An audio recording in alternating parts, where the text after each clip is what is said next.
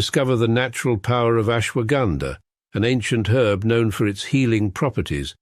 For over 3,000 years, ashwagandha has been trusted to reduce stress, increase energy, and improve focus.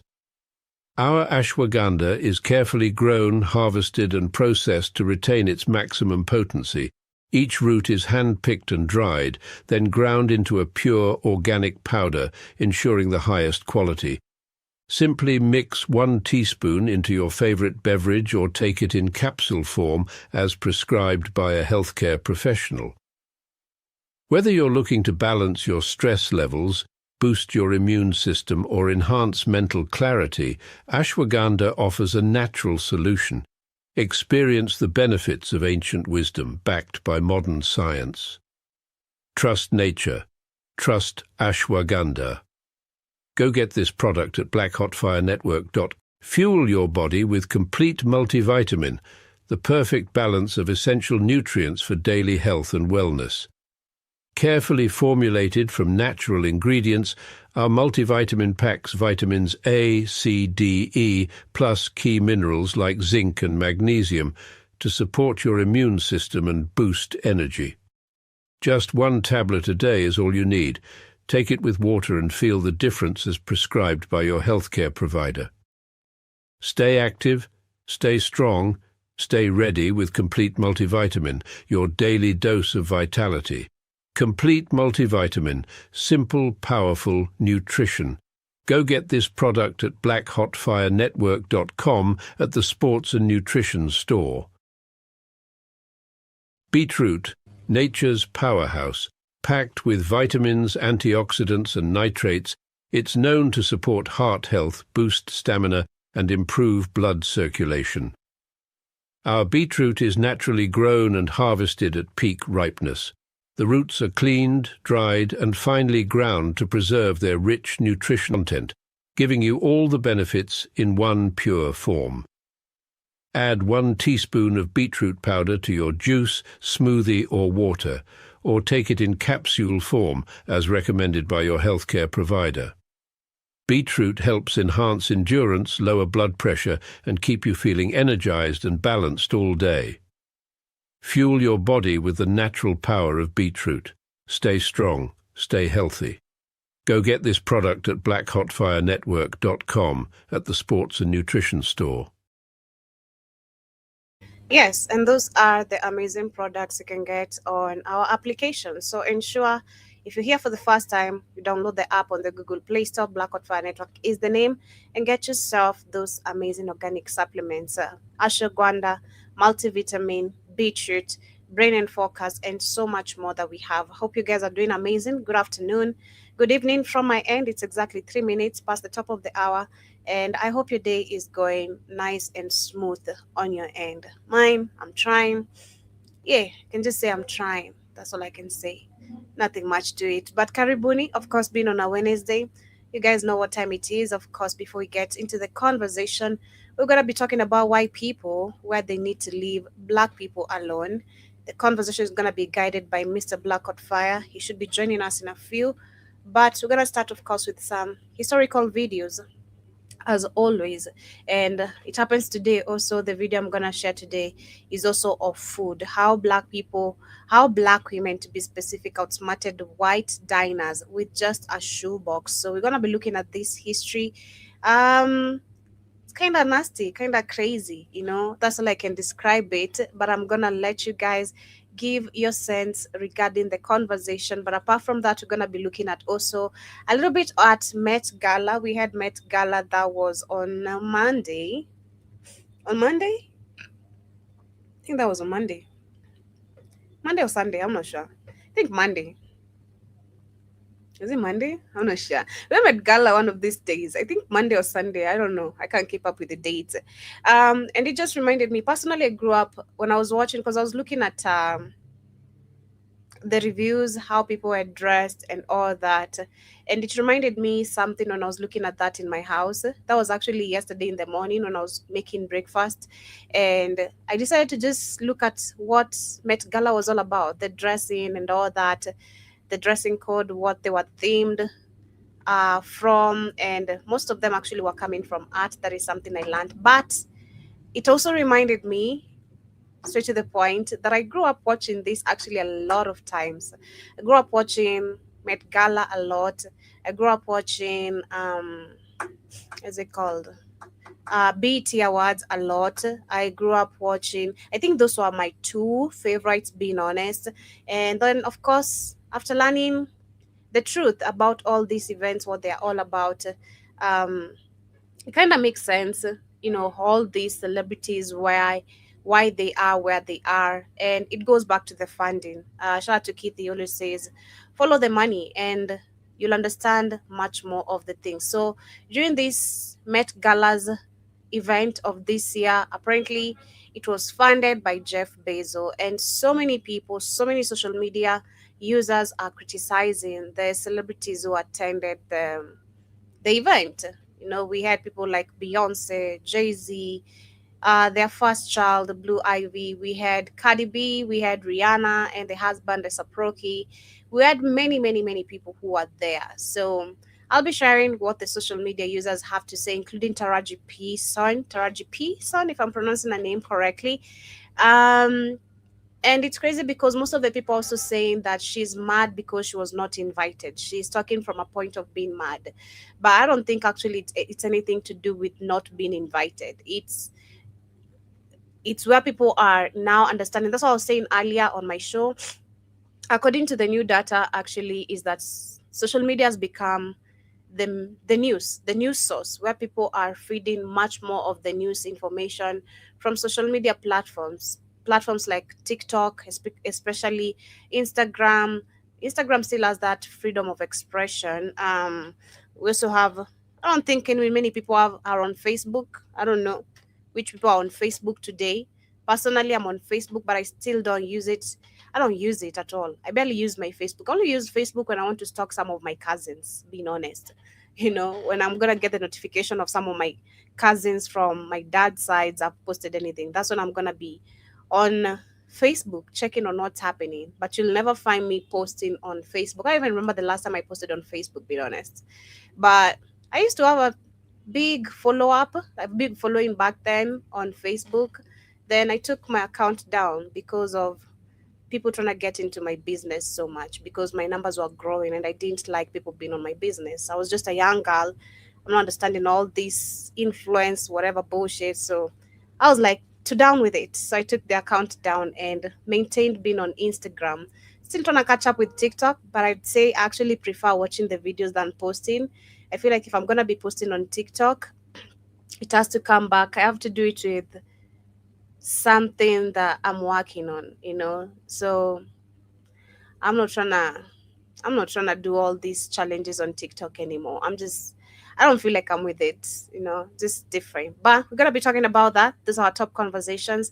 And of course, much more of why people need to stay off black people, leave black people alone. But before we get into all that, let me share this amazing video here, and I hope you learned something about it today. I think, again, if you have been following up, for those who are being here, every Wednesday I share historical videos. It could be not just historical based on the history of black people or how black people made major turns, because this guy actually shares videos that majority of how black people were affected and still ended up conquering some of the histories, like, that took place. He mostly, I'd say, shares history from a positive look. As much as that negative angle is gonna address, he also tries to share conversations or history based on a positive outcome at the end of it all. So I hope you learned something about this. Last week I shared about jambalaya. Some of you still say that you like jambalaya. I learned something about grits. I didn't know about grits. That is you guys ugali. And I've shared a couple of videos. So I hope you guys learned something out of each content information we share on this platform.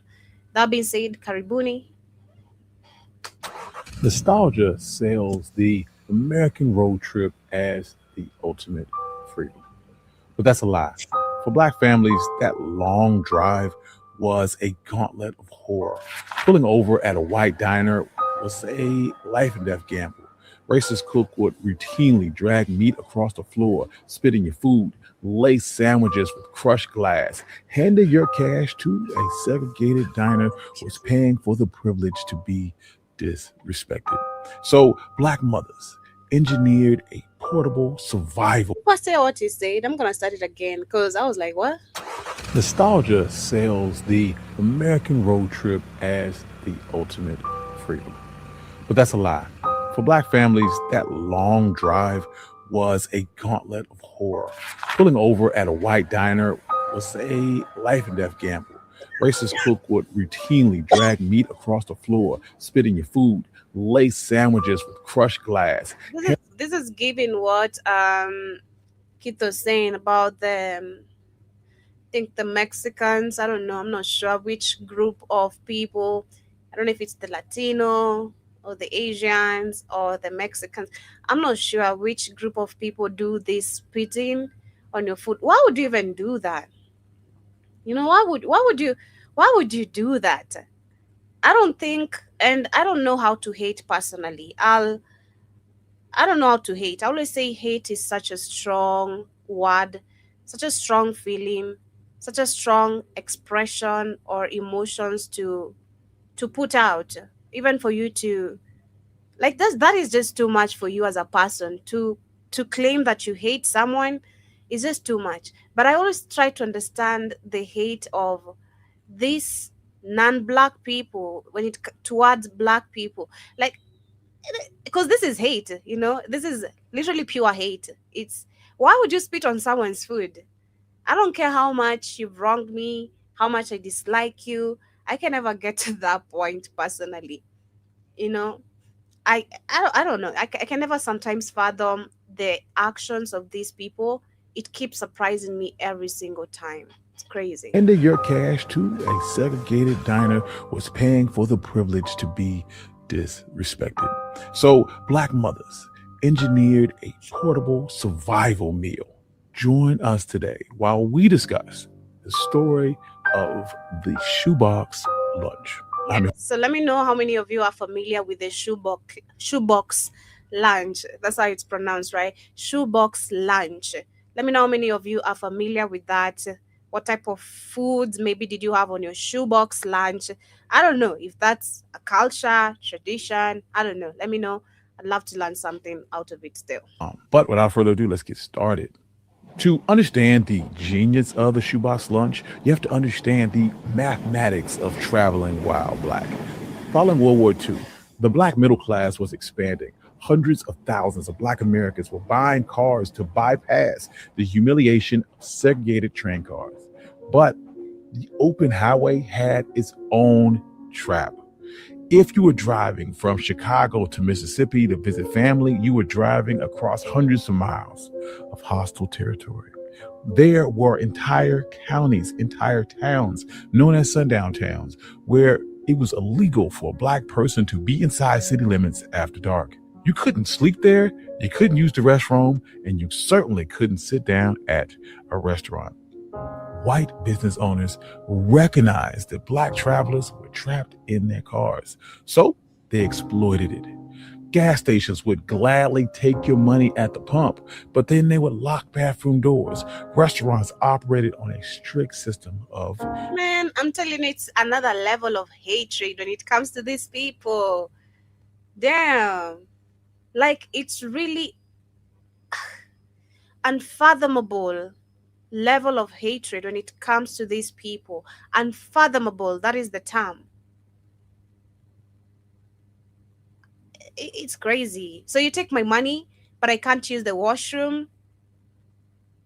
Where in the world does that work? In America, I guess. Is that still even active today? Maybe in some places, I don't know. I really don't know. I'd love to know. Maybe not. Cause what the? You take my money, but I can't use your washroom.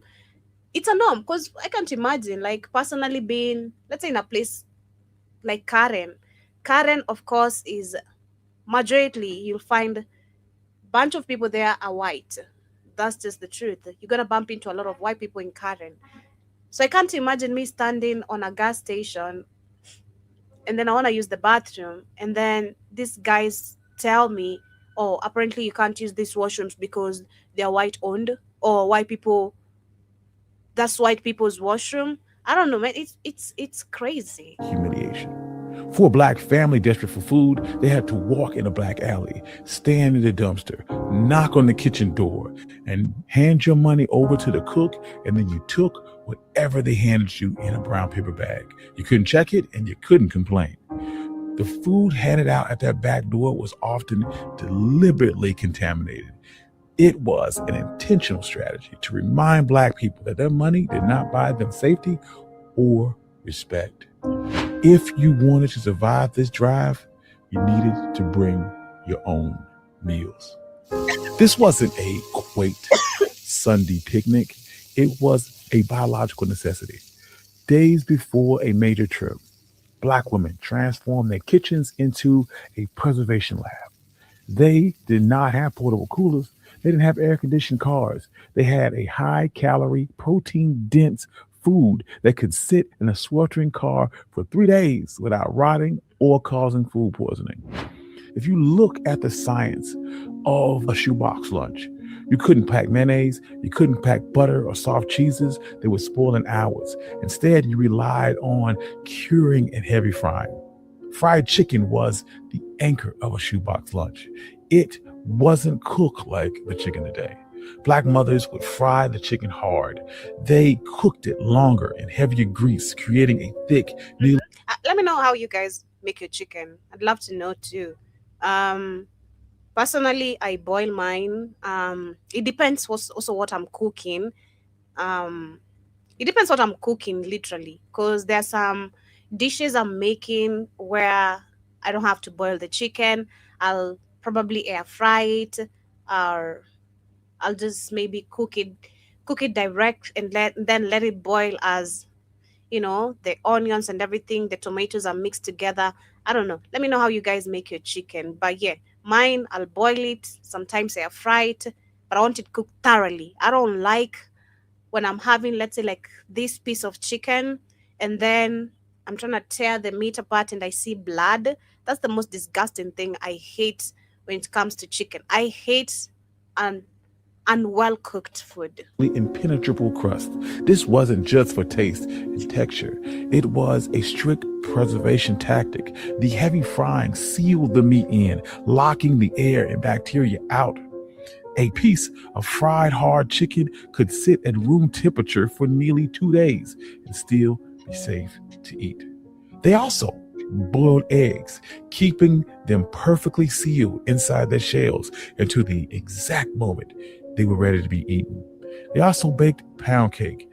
This wasn't light and airy sponge cakes with heavy icings that would melt and be a sticky mess in a hot car. These were dense, heavy cakes packed with sugar that wouldn't crumble when you hit a pothole.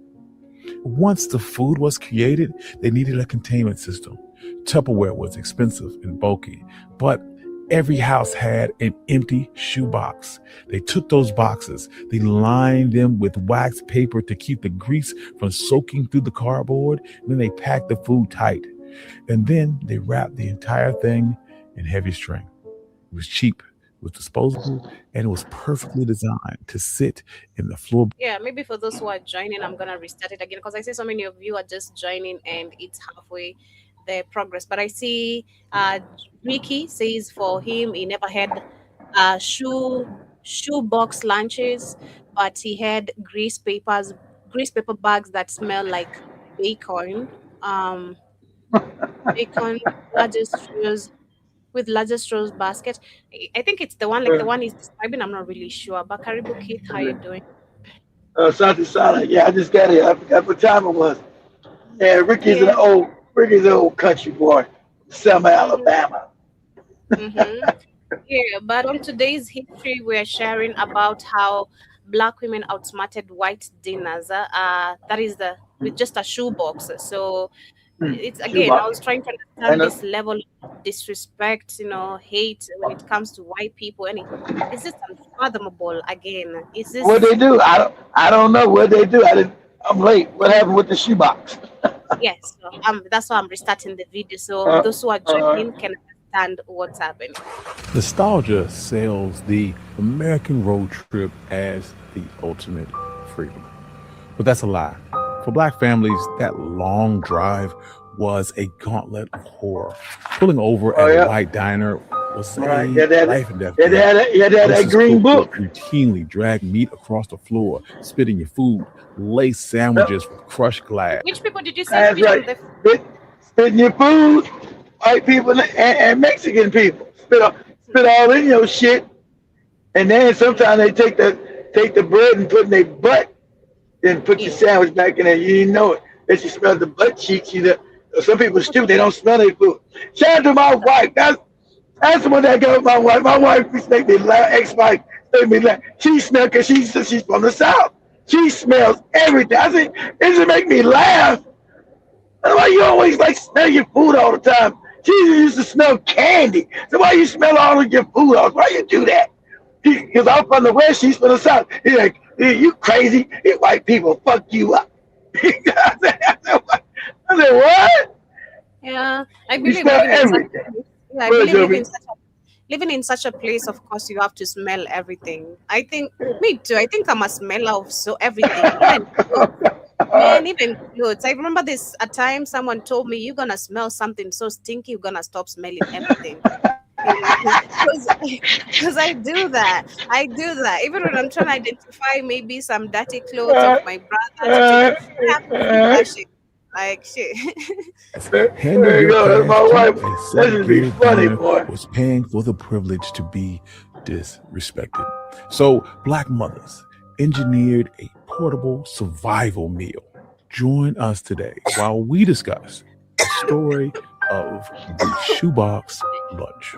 I'm your host, Country Boy. This is One Mic Black History. If you like stories like this, you can find more stories like this at onemichistory.com. But without further ado, let's get About this started. shoebox lunch. To understand the genius of the shoebox lunch, you have to understand the mathematics of traveling while black. Following World War II, the black middle class was expanding. Hundreds of thousands of black Americans were Yeah. You're breaking. That's why white people breaking Come again. Louisiana. I can Trying hear to you. go ahead. I can hear you. Come again. I was saying this is why white people suck because they've had it so good they've never had to innovate. They never had to put pressure because they've got everything given to them. That's why they're losing against Iran. Because Iran has been put under pressure for damn near 50 years, and that makes you have to innovate. See, when you have to innovate nothing, somebody get mad that everybody's better than them at competing. White people just want to be given shit because they're white. Remember, they stole everything through violence and rape and stealing and killing. But when they have to compete, they don't like that. If they compete, that's where they go. You get white rage, you go crazy. So other people put under stress, like black people. You always see this what they what constantly innovate and be resilient every time because they're constantly under pressure. Pressure makes people better. Pressure makes you better. Makes you have to innovate. Makes you resilient. Makes you strong. That's the thing. Steel sharpens steel. So that's what I'm saying, Joey. Go ahead. buying cars to bypass the humiliation of segregated train cars. But the open highway had its own trap.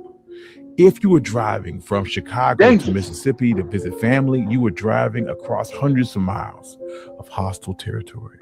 There were entire counties. I wouldn't be driving down to Mississippi known like as sundown towns. Yeah. Where Hey, if I get Mississippi, you come up to I'm not driving down to no damn Mississippi. So you go ahead. it was illegal for a black person to be inside city limits after dark. You couldn't sleep there, you couldn't use the restroom, and you certainly couldn't sit down at a restaurant.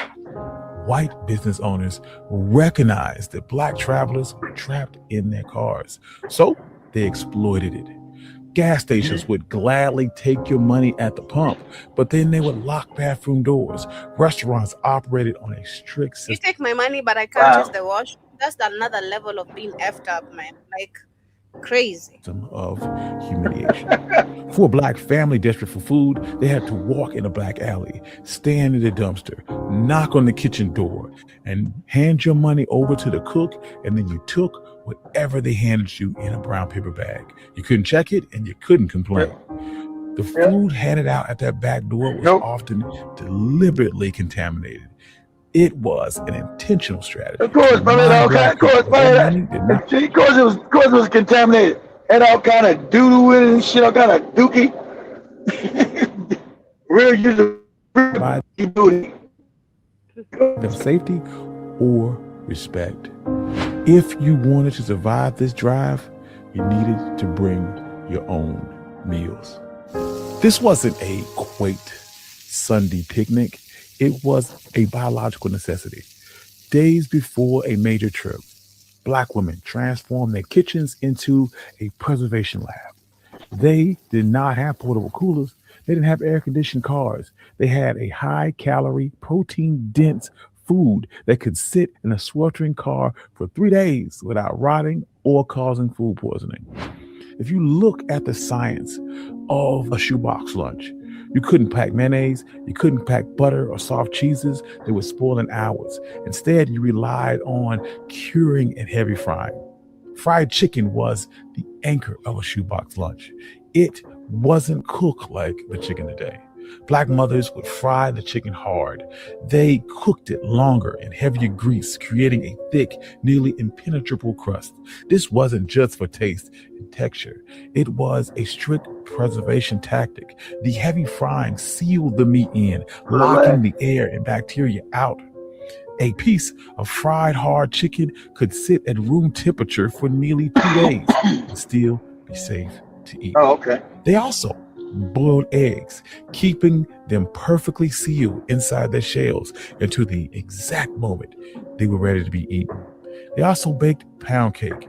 This wasn't light and airy sponge cakes with heavy icings that would melt and be a sticky mess in a hot car. These were dense, heavy cakes packed with sugar that wouldn't crumble when you hit a pothole.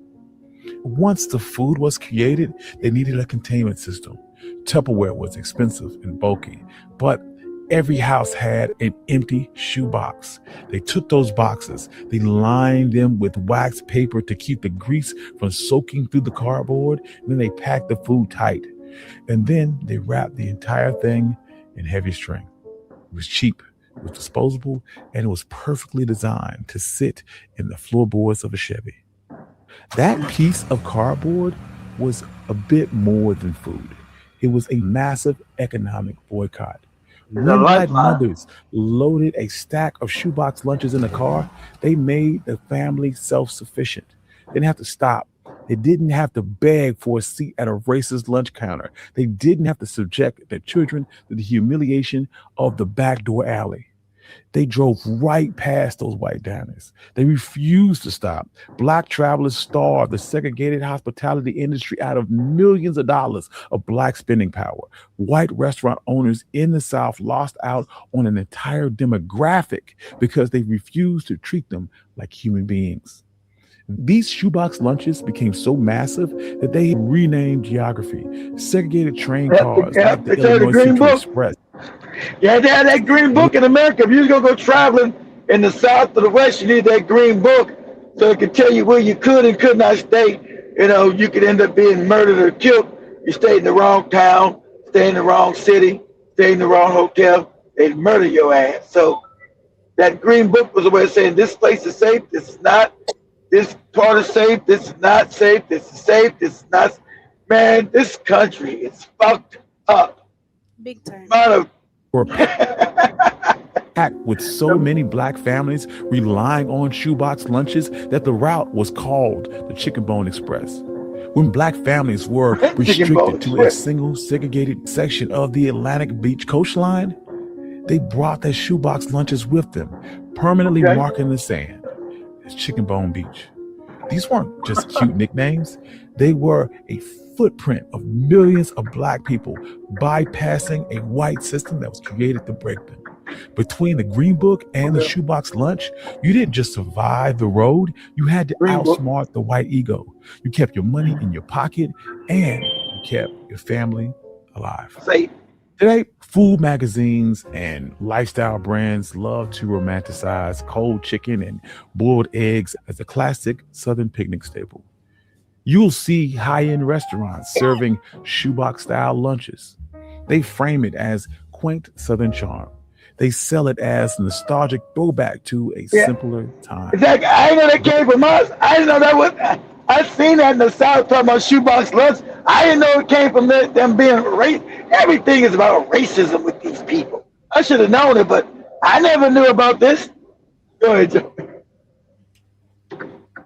They've stripped away the violence of Jim Crow and then served it to the public as a leisurely afternoon in the park. They erased the reality of the physical threat.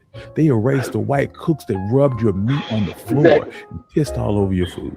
And most importantly, they erased the black mothers who stood over a pan of hot grease in an unair-conditioned kitchen just so they could outsmart an entire region of white folks with an empty piece of cardboard. Thank you. This has been One My Black History. I'm your host, Country Boy. Wow. And this is always. Like I said, and that's what they teach this is them who they are.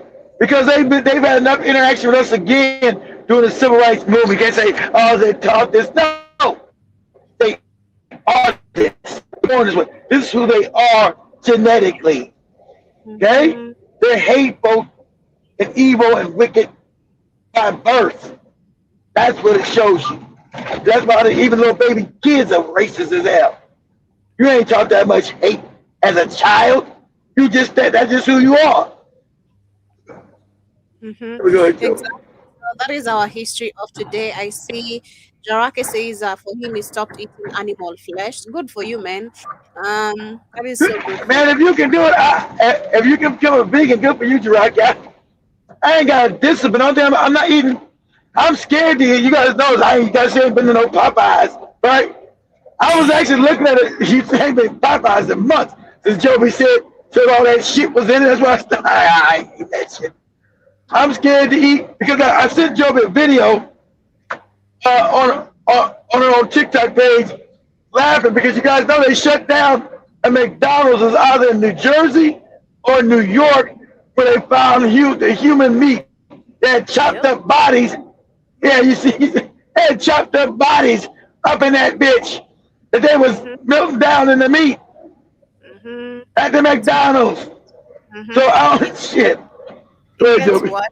I'm gonna share this video which was expressing something about the McDonald's. Shout out to someone who said if you're still eating at McDonald's, you gotta be stupid or something. Out of your mind. Out of your mind. I was like, I'm in Africa and there's no McDonald's here, but I support what you're saying. Hell yeah, you gotta find out. Never say no. There's McDonald's in Africa. This ain't in Kenya. They're all over South Africa. They're all over South Africa. They're all over Zimbabwe. They're all over Namibia, and they'll be coming to Kenya soon. Bet sure. No, you're not gonna find me there. Find me at the KFC store anytime, any day. Not at McDonald's. You don't want something, let's say a milkshake, I'd rather go to KFC. But listen to this guy. Look at this truck spilling meat all over the highway in North Carolina.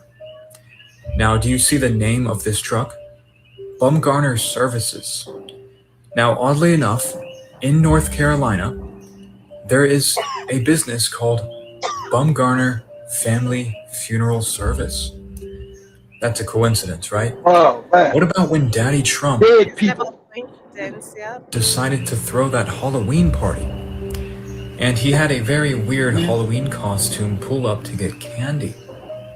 You see, the McDonald's sign says billions and billions served, but there are 2 kids in the stroller. That is also just a coincidence. Just like this really old and creepy McDonald's commercial where he's pulling things out of the food bag and he ends up pulling a child out of the bag. Well, it pops up on its own. But Do you not find that to be a little bit weird? Especially considering the fact that the FBI literally raided a McDonald's facility because there was some really weird stuff in the meat. Now, I have to be careful about my wording here, but just stop eating McDonald's. It's literally disgusting. You remember what happened to that McChicken, right? I made this video for entertainment purposes only. Take a look at this. Yeah, but for entertainment purposes only, you gotta say that nowadays because it's not crazy. But if you're still eating at McDonald's, bet sure you're eating, you know, you don't know what you're eating. You're eating some ball, Joe Right, ball. right.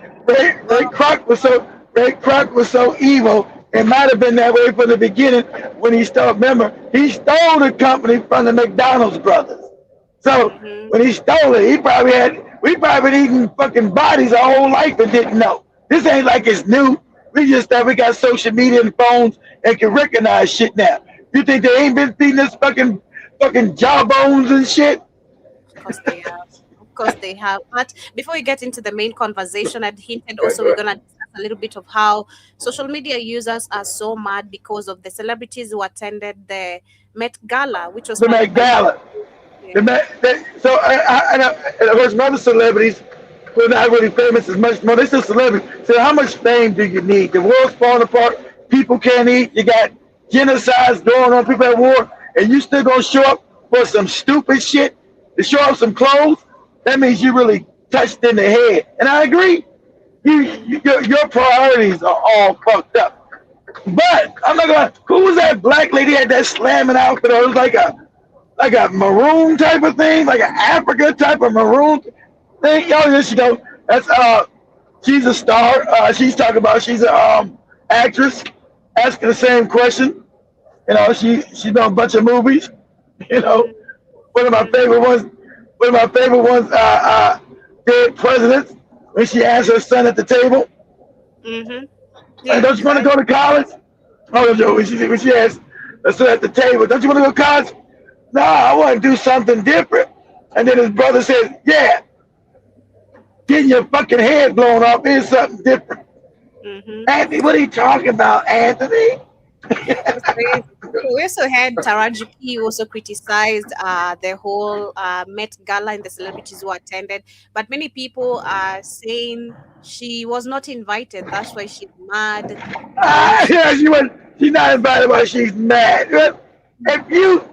If you're still dead and sleep in the head and realize that the Met Gala is irrelevant in today's society, I don't know what to tell you. You're gone. You're too far gone. If you don't know the Met Gala is insignificant, I don't tell you. There you go. Okay, so I hadn't seen any of it. There you go. I had been running around all day, and then my girlfriend called and said, Hey, you know she's a Jennifer, movie they star. showed up anyway. Yeah, Jennifer Lewis. I said, but they cut nearly 30,000 jobs. They gutted the Washington Post. Pause it. Yeah, they're not. The Washington Post, one of the biggest newspapers in the country, had to fire people. Nobody can afford no newspapers. Nobody buy that shit, even though it's owned by Jeff Bezos now with the CIA, right? So people lose. You know how many jobs have been lost? You had Spirit Airlines that just closed. Didn't wind down. Told people that day we're out of business. 17,000 people lost their jobs, and there are no new jobs. I don't know what these people. This shit is getting scary. I don't know what people are going to do. It's not like you're going to go into another. There are no jobs, guys. You guys know that. There are no jobs. So you better hold on. You better be yes and boss as much as you can right now, because there are no jobs to go to if you lose your job. They're gone. You're going to be homeless. You're talking about you can't afford the rent now. Can't afford the food, and you don't got no job. Shit, this is about to get crazy. Go ahead, Joe. And you show me some Met Gala shit. You out of your fucking mind? Anyway, posturing and posing, hoping to be the most. Pause. I can't really. $1 billion. I keep thinking she dead, guys. She been doing movies since like the 80s. And she always played like the old mama, remember? In the 80s, she was playing somebody's mother. I'm like, God damn, I'm 50. How old is her ass? 80, 90 years old now? She was playing Jennifer Lewis. She was, hey, how was actress Jennifer Lewis? The black actress. I think it was another white lady called Jennifer Lewis. 69, born 1957. She's only 69, you said, Joey? Yes. What? She must have been playing old people while she was still young. Because if she's 69, yeah, that's right, Joe. Because I've seen this lady playing people's mamas. She's older than Angela Bassett. Okay, how old is Angela Bassett? She played Angela Bassett's mama in a movie. How old is actress Angela Bassett? How old is she? 67. Angela. No, she's 69. She played, so she's only 2 years older, playing Angela Bassett's mama in a movie. Y'all remember the Tina Turner movie? She played Tina's mom, played Angela Bassett's mama, and they're the same age. So she's been playing people's mama. When she was like in her early 30s, late 20s, Joby's age. Because I've seen her back in the 80s, but I mean, she had to be in her 20s playing somebody's mama. Exactly. Oh my God, damn. Oh my God, damn. Funding for children's nutrition. 69. Yep. And there they all were, vying for the next position. Huh. They're vying to be they're vying to be the next. That's right, we had war. They're vying to be the next person on Epstein's couch. Epstein. Good. And so many people are dying. Yeah. But they're I said to vapid. my girlfriend, tell me you're lying.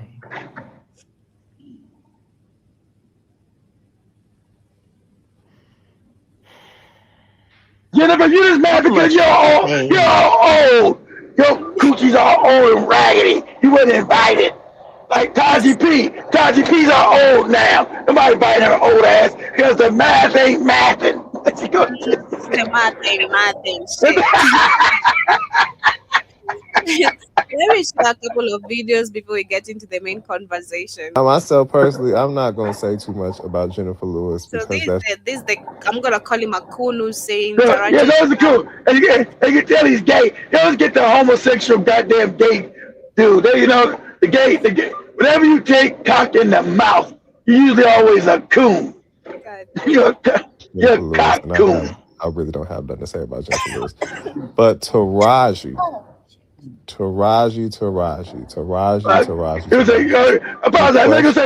so of course Taraji was there most likely when she was young and the it girl. I never watched the shit, so they're probably gonna say Taraji was there when Taraji was young and fine, like at Joby's age, all young and fine. And look at me, motherfucker, look at me in the mirror. So he's probably gonna say Taraji was there. I never watched that shit. But go ahead, Joe. I did. I was just saying personally, I grew up watching Met Gala. I didn't know the celebrities, being honest. I was not keeping up with them. I was more with the... You look at the fashion. Yeah, Okay. and then I also loved BET Awards because of the performance and all that. Just used to Okay. when my sister wants to watch Nickelodeon, SpongeBob, and all that. Don't get old man. We're not watching no SpongeBob. Let's look at some fashions wrong with you. Yeah, Joby, I'm only 8. Man, it's always been like, I want to be in the entertainment industry, so let me keep up with the entertainment industry. Were you even invited? That's the question. Because the Met Gala, I understand y'all don't like Jeff Bezos. That's fine.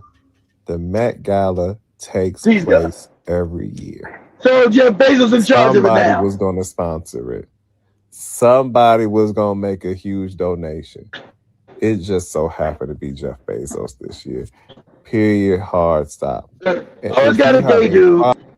problem with that, See, if you have a I problem, would get Bezos for the company. I had my asshole out.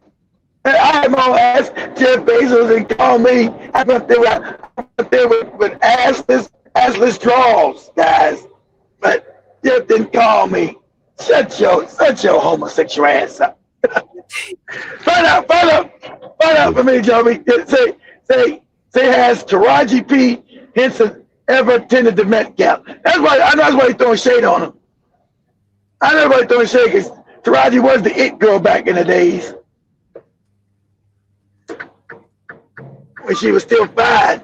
Taraji all broken down now. She's in her 50s.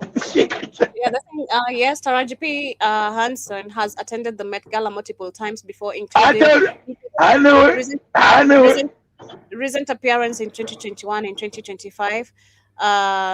She was just there last year talking. She was just there. Okay, I guess they say Taraji, you're in your 50s, you are old and raggedy. You can't keep inviting your old ass back to this shit. And ain't nobody getting turned on by your ass. So Taraji, what you say, Joey? Beyonce was there, Jay-Z was there. Beyonce's still sexy shit. So, even though Beyonce's still sexy, nobody gives a fuck about Beyonce and Jay-Z number, but Beyonce's still sexy. Taraji's good. Taraji's hitting the wall, Joby. That's why we're gonna do. Okay, exactly. That's why we gotta do this. That's why we got this relationship show. Because I want you to be honest. I say this and you say that. You say nah, right? You say she still looks good, Joby. You guys are trying to throw her under the bus. I'm asking you. I'm asking you. Does Taraji still look fine? Yes, hell yes. Yes. She's still out there. She knows how to dress. She still looks good. I don't know what looks good. I hate to say it, but I haven't seen her in a movie in years. I haven't watched the Taraji P. Henson movie. Man, I know she's been in a bunch of new movies. I haven't watched it in a movie. Shit, probably since 5 or 6, 7 years now. I ain't watched her in a movie in a long time. I didn't look at that Color Purple shit. But she's been in 4 or 5 movies since then. I ain't watched none of them. So I don't know how she looked. I don't know if she's still sick. I ain't gonna lie. Taraji was sexy back in the day. Like, you sexy chocolate motherfucker, you. But now, she might have hit that wall. Right? He said, hey, baby, keep that makeup on. It looks good. The Met Gala this year. Jeff Bezos and his wife Lauren Sanchez Bezos are the main sponsors of the event this year, and they've reportedly spent at least $10 million to do it. An activist group has been putting up posters all over New York City calling for a boycott of the event, alleging that Amazon has backed ICE. The group is even claimed to have hidden hundreds Amazon ain't paying nobody. Amazon been firing people, but they got $10 million for the goddamn gala. Everybody's starving. Get out of here. Go ahead. Liquid all over the Met in reference to reports about Amazon drivers' working conditions. But the Bezoses have been going all in the fashion world recently. They've been front row at major shows, they've appeared in Vogue, and their sponsorship has earned them the title of honorary co-chairs at the Met Gala this year, alongside Anna Wintour, Beyonce, Nicole Kidman, and Venus Williams. The Met Gala has always been controversial. People call it elitist and out of touch, and this year some notable celebs won't be Pause it. Oh, damn. What? Nicole Kidman? That's enough. Now, that white woman then hit the wall, as we call it. We call it, when you get old, you get ugly, right? So, shout out to Angela Bassett, who's black. She's still fine as hell, 67.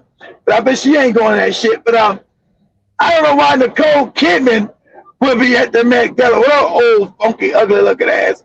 I think she only in her 50s. I don't know. She's 50 something, but look damn near 75. I don't know.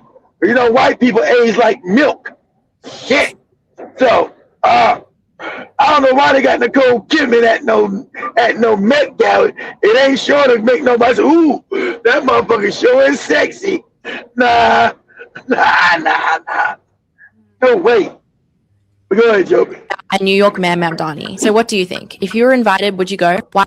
Major celebrities and Met Gala regulars were spotted boycotting this year's event. Yeah, Supermodel Bella boycott that Hadid has shit. not appeared at the event for the 4th year, but was reportedly seen liking a video calling out the Jeff Bezos backed Met Gala. With actress Taraji P. Henson commented on the same video saying, "I am so confused by some people that are going. I am just like, are we doing?" Olivia Rodrigo also skipped out this year and was Exactly. spotted liking a video of an Amazon worker calling out Jeff Bezos projected onto his penthouse. NYC Mayor Zohar Mamdani has also skipped out on this year's fundraiser. While he hasn't explicitly boycotted it, he has instead spotlighted 6 New York People fashion are struggling. They ain't got time to make professionals. nobody dress. And I while know. many speculate Zendaya skipping No out on damn this year's dress. gala are due to Bezos, her team has reportedly shared she was unable to attend due to the drama and Euphoria Season 3 press tours.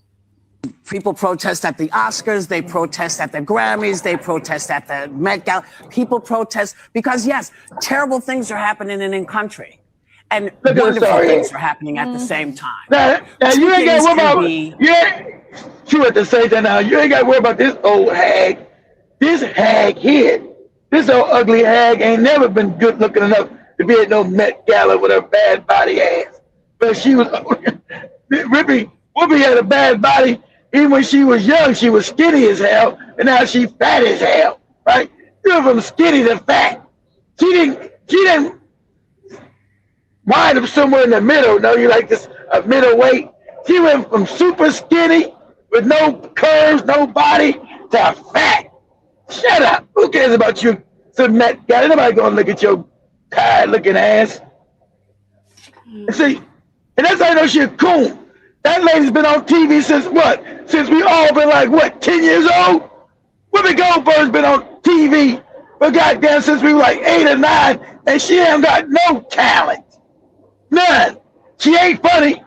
Remember, everybody forget Whoopi Goldberg was a comedian. Tell me your favorite Whoopi Goldberg joke. Y'all don't know one. You know one of her jokes. Y'all don't know no jokes. You say, oh shit, she's a comedian? Yeah, remember? Human. Before she, Whoopi's coming for me. Before, remember she's a comedian, but she did so many movies, we think she's an actress, right? Because she won an Academy Award. She won an Academy Award for that movie, what, Ghost? Now, I will admit she was funny in that shit. That shit like 36 years ago. That's just 36 years ago. I will admit that shit was funny. She was in it. But you can't name that one joke Whoopi Goldberg gave. You know, they'd be like, Whoopi Goldberg was a comedian? Yeah. So she's always going to be a coon for the establishment because they kept her in money. They kept her on TV. That's why you can't name shit. When the last time you seen Whoopi Goldberg in the movie? She ain't been in a movie, what, in 25 years? But she was in the movies from the late 80s to the early 2000s. And then she been on that View for like 20-some years. She been on that View shit since Joby was a baby. That's crazy. You think I'm joking? I'm telling the truth. Yeah, it is crazy. Yeah, she's old. Now, if you want to describe old, this is old. You know, don't call Taraji. This one is old. That is even evident. She can't hide it. You know? But yeah, as we get into the main conversations, I'm gonna urge you if you can reshare the videos with me again on TikTok kindly. I've given my phone to someone and they're not back, so I'm waiting for my phone to come back. So if you can recue the videos on our TikTok, I'll appreciate it so I can reshare them. I'm a cute you. Send them to your same phone. Somebody got your phone, don't they? Yeah, just I'm keep them gonna send them to you. no, on TikTok, on our TikTok. I have the TikTok on the laptop, so it's gonna be easy for me to. Put it on the TikTok. Put it to your TikTok thing. Yeah, the Black Hot Fire Network 254 TikTok. Oh, okay. Okay, put on that. Thank you. I can do it. Second. Okay. Yeah, as we wait, I see 10 Speed, John Mosquito, Jarake says all with that synthetic look. 10 Speed says Taraji, Vivica Fox. Who's Vivica? Vivica Fox. Vivica Fox is washed up now. She ugly. She old. Okay, Joe, let's see. We'll tell you. Vivica Fox, Joe. Okay, remember we said this? We were going to look at this movie a couple of weeks ago. Vivica Fox was a black lady fighting a white lady inside the house when a kid came in. A kid walked in from school with a school bus. Yeah. Remember? Yeah. Yeah, she's fighting. She opened the door. She rang the doorbell, and she punched in the head. Yeah. She said, yeah. She just so that the black lady was Vivica Fox, and she said, I guess an apology would be too late now. She said, you guessed right. She said, I'm not gonna kill you in front of your kid. We watch that movie. I'm still watching. I know. We had to watch it. Hey, we're watching this Friday. Shit, why not? Watch this Friday. Kill Bill 1. We're going to see Kill Bill 2. If we see the first one, I got to see the second one. But yeah, that's her. Vivica Fox was another it girl, but she was an it girl before Taraji P. Taraji P wasn't really in the movies in the 90s, but Vivica Fox was. Vivica Fox was in the movies. She's everybody's know. A lot of people's love it. I found Vivica just, to me, social. I never found her that fine. I found her all right. I like that. I like darker skinned women. That's my thing. You know, I had a thing. And she rotten and evil. You know, I like guys who was kind of in the Vivica Fox era. Goddamn. What's the gay basketball guy's wife? I said people. She's messed up. What's her name? Gabrielle Union. I thought Gabrielle Union was fine as hell. And what did you say, Joey? Yeah, Gabrielle Union is pretty. I find that pretty. I thought Gabrielle Union was fine as hell. Right? So that's been about the same era. Taraji's a little later than that. Taraji don't get famous until like the 90s. When she first getting that first movie called with Baby Boy. I told you, baby boy. Told you. I'll fuck you up. That shit was funny. Mama, you gonna let him talk to me like this, mama? You gonna let him baby boy, you're not a kid anymore. You're a grown-ass man. You guys remember that part? I'm gonna Joey play that part. So I'm gonna say, hey, do me a favor, Joey. Do this real quick. Yeah. Say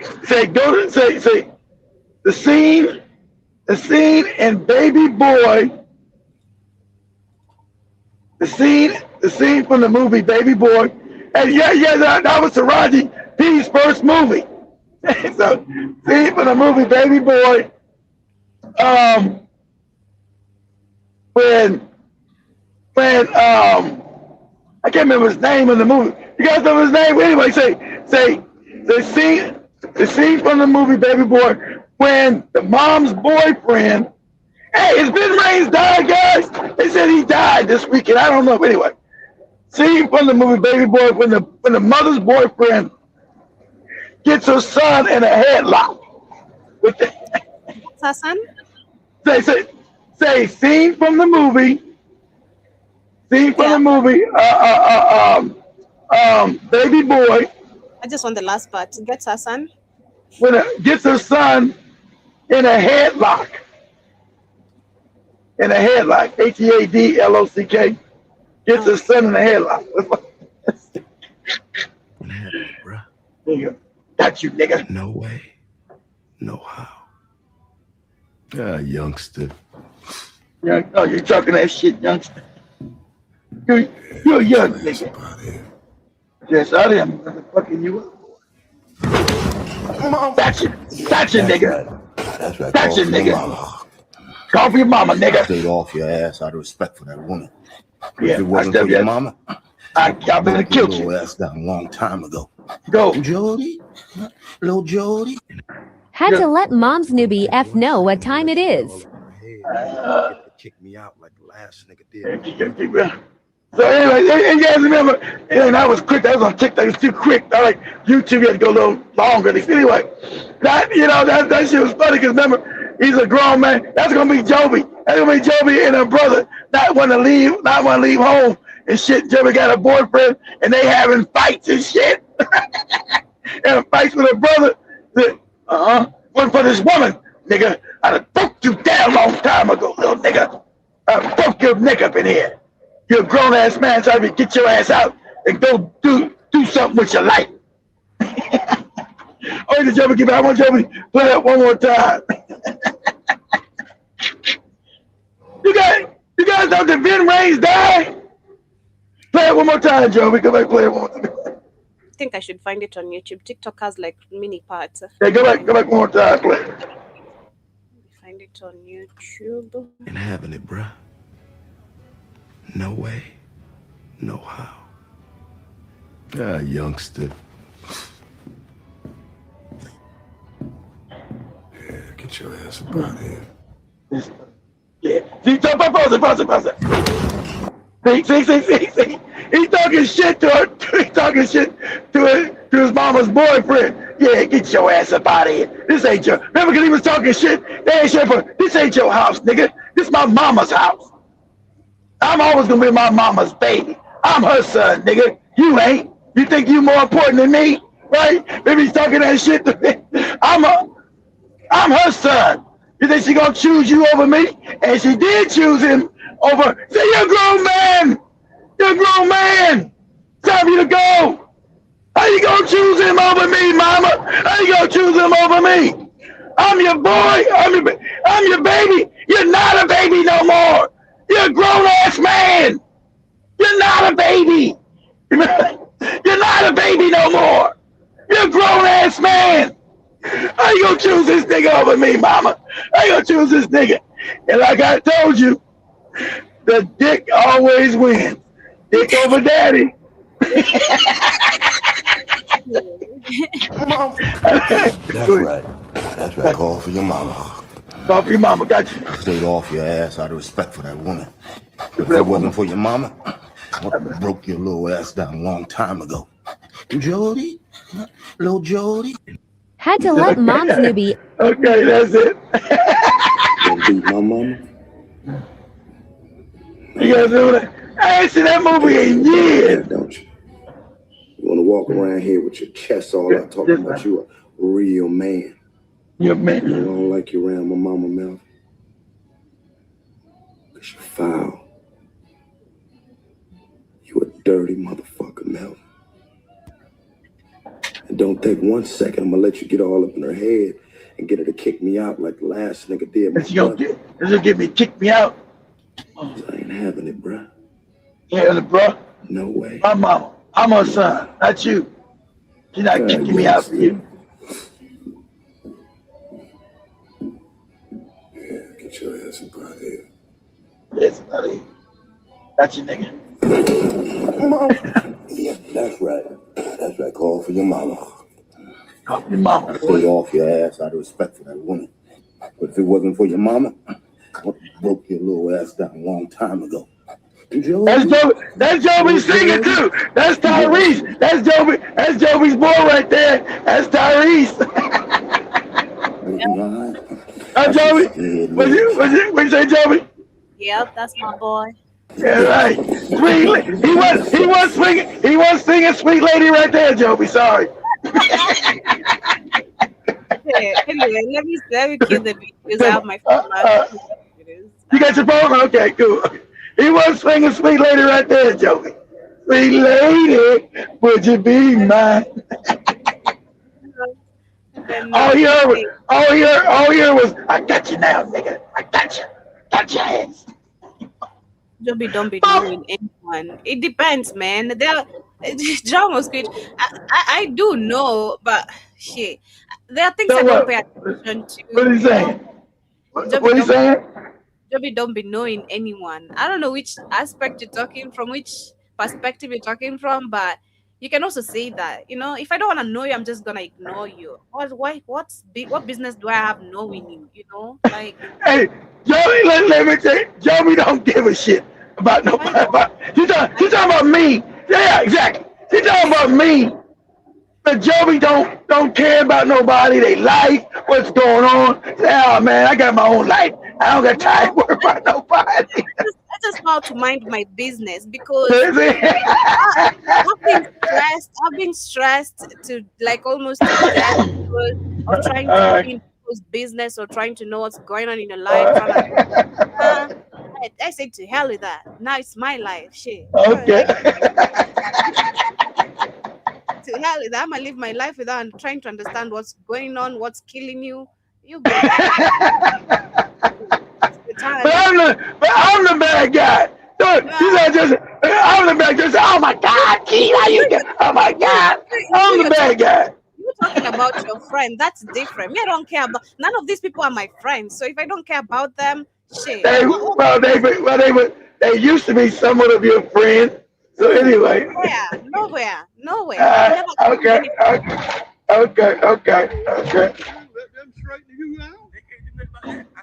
So pause it. Yeah, pause it. Yeah, that's the first. So what we're talking about is wherever you go, white people always now this goes with tends to be the same. Mostly in America, you're gonna see black people act this way to white people. Sadly, most places on the planet, other black people are scared of white people. They let them talk to them crazy, treat them crazy. But in Black America is completely the opposite. That's why they gotta shoot us in the head with the police. But one-on-one, they know if they get talking that shit to us, there's gonna be a problem, right? So people, that's why, the other Africans, all these Africans in America are aggressive. Yeah, because we ain't gonna let nobody talk to us crazy. That just ain't gonna happen. Especially not nobody white. That's not gonna work for us. Go ahead, Joey. You ain't worth a shit. Go on down the damn road. Hey, go ahead. Hey, we about to get it. We about to get it now. Go ahead before you get your ass beat out here now. I'm trying to tell you, I'll beat the fuck out you. You hear what I'm saying? Call the law, because I'll beat your ass all through this motherfucking yard. Go ahead now before you get your ass beat, old man. I'm telling you, I'll beat the fuck out you. Now this ain't what. Now this is not what you're going to hear in fucking South Africa. Ever. You hear the South Africans like this old white man talking to them crazy. They're like, okay.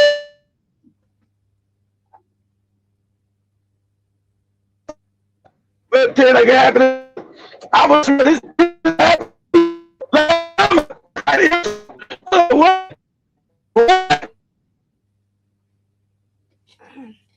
You're breaking a little bit.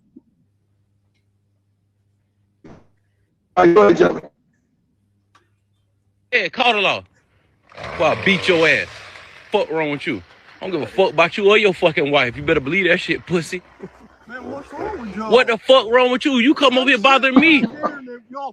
Get your ass on over there before I beat your ass, old man. Fuck out my. Shit, my boy out, man. Well, you want me to call the law out here and let them straighten you out? They can't do nothing like that. I said I'm not finished working. You in my way. You stopping me from getting them up. You ain't worth a shit. Go on down the damn road. You look like you ain't shit. You ain't worth a shit. Hey, go ahead. Hey, we about to get it. We about to get it now. Go ahead before you get your ass beat out here now. I'm trying to tell you, I'll beat the fuck out you. You hear what I'm saying? Call the. Yeah, that's so me. Me too. You're not gonna talk to me crazy. I'm gonna beat the shit out of you. I'm so sorry. That is just me. Straight up. I'm with it. Anytime, any day, you try to be disrespectful to me because you think I'm a lady, you're gonna get your jaw, your nose, anything broken. Stop playing. Don't play. Let me share the second one. Let me go to the second one. That should be the reaction, literally, because why are you in my business? On the next episode of Leave Black People Alone.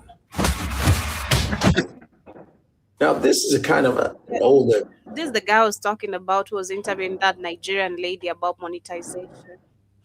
Video, and I don't think I've ever commented on it, but it's dope. It's I think it's a Mexican lady, kind of heavy set, and there's a black woman in the aisle, and the Mexican lady grabs the black woman and smashes her into the products. You look at the video. Y'all will sit up there talking about my video, saying, "Your device, get the fuck out of here." There's proof. I show proof.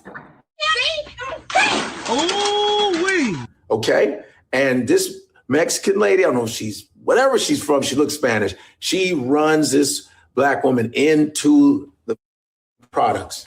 But here's where it gets good.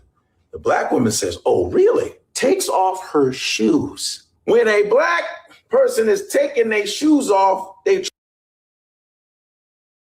trying to get the best grip possible. That means it's on and popping. And when I tell you she grabbed this woman and mollywopped the shit out of her and said, oh, yeah, you want a mother, huh? Is that what you want? Now you should have just left her alone now. Now you got some motherfucker with the fuck. Then that's when everybody comes to her rescue. You know, the black woman gets smashed into the fucking product. Now pause it. Exactly. Now pause that. Now you guys know. Now pause that. Now pause it, Joby. Now remember, every time they allow, dude, I want you guys to look at this dynamic. This is globally too. This is not just globally. Understand this dynamic.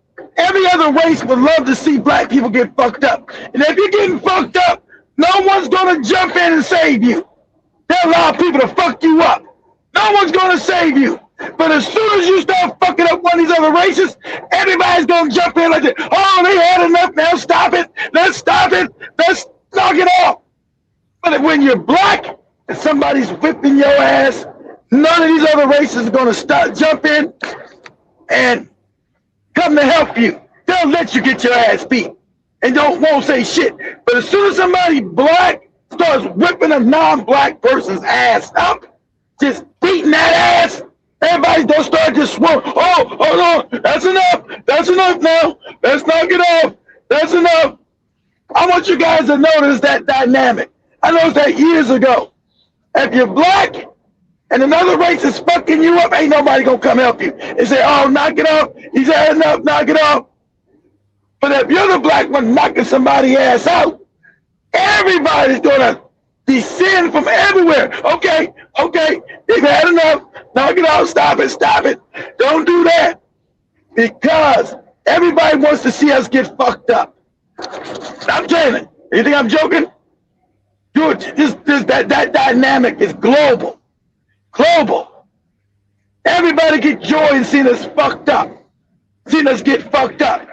And so when we put out righteous justice like that, everybody's like, oh, no, stop it. See, you had enough. Stop it. Even though that lady was in the wrong for pushing her. No, they had enough. Because remember, in everybody's mind, black people are supposed to be abused and exploited. That's supposed to be the natural way of the world. That all black people globally are supposed to be exploited and abused. That's supposed to be natural. Go ahead, Joby. Mollywop. Now it's time to, hey, wait a minute. Exactly. Woo, she took off her shoes. That means it's hammer time. It's about to go down, period. And she gave it to her nice. I thought it was well executed. She grabbed her by her hair, socked her a couple times in the fucking head. It was beautiful. I don't condone violence, but I wasn't there. I wasn't the one that got shoved into products. And when she took off her shoes, I knew it was time for the beatdown. Leave black people the fuck alone. Exactly, because they can't even fight. I always wonder why you always black people's faces and exactly, they can't fight. Exactly, because they expect you to like you guys do in Africa. They expect them like the Chinese hitting on black men. Like when they expect you to allow. I told you, Joe. In their mind, you're supposed to be exploited and abused, so you're not supposed to fight back. That's in their minds. They believe you're supposed to be exploited and abused, Joe. Can never. They believe you. So, I'm gonna do exactly what that lady did. I'm gonna hold my hair or remove the goddamn wig, you know. But that's what you're supposed to be. That's supposed to be your proper response. But you're not used to this, especially in Africa. You're not used to seeing this. But because everybody believes this, you're the one. They believe in their mind, Joe. But you're supposed to be abused and exploited. That you're not supposed to fight back. That's what I told you. If you're getting your ass beat, no one's gonna come to help you. If you're beating their ass, everybody's going like, oh, okay, stop it, Joby. She's had enough. The white woman's had enough. Stop it, Joby. Stop it. Yeah. So talking this, pause it. Now this video, I told you, goofy Mexicans, right? Hold on. Those I tell you, goofy Mexicans, right? All you goofy Hispanic, I'm like, this is Spanish. I was a Mexican map. This is how white people really feel about you. You want to think you're white. You're not. And they don't see you as white. I told you, They'll pretend with you until they don't. They'll pretend with you until they don't. And so now they want to be, and they're obnoxious, they're rude, they're frank. And so this white lady is in, I think it looks like a Walmart or some shit, some kind of grocery store or something, where she's telling this Hispanic, the hell you doing? We don't like your ass. Go back to your goddamn country. Get your ass out of here. You're not white. And then she said, hey, this is America. Speak English. Spanish. Get out of here with that shit. This is America. Speak English. Right? So they want to be openly, because remember, and you guys suck their dicks. You Hispanics, you love it. They don't like you people. We tried to tell you, but I don't need to tell you. They don't like you people. You thought you were going to be abusive to us and doing your fuck shit to us? That was going to make white people endear you to them? It doesn't. You're a buffer race. They told you, you're a buffer race. You do what you're told to do. You are a buffer race. We use you. You don't think you're equal with us. You're a buffer race. Same way they tell the damn no good stupid Indians. You're a buffer race. That's where you stay. Underneath, you get to be over blacks, but don't think you're equal to us. We're white. You're not.